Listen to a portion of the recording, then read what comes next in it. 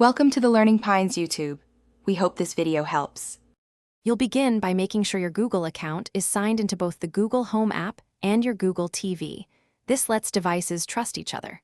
Once done, verify both are on the same Wi-Fi network and that the TV and app are updated so discovery works reliably.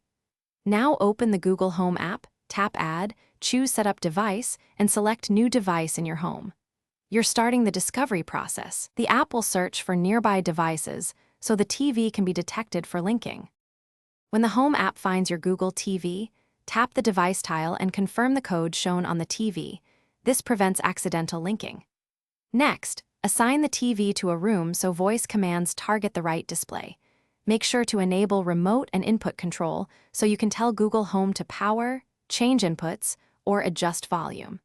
You may be prompted to sign into or link streaming services and grant permissions. Do that now because linked accounts let Assistant start apps and resumes playback for you.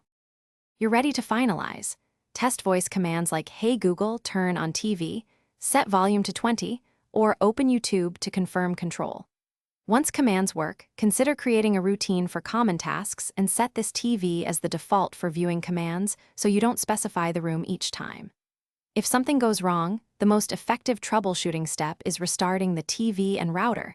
Verify both are on the same network. Then unlink and relink the TV in the Google Home app to force a fresh connection. Thanks for watching.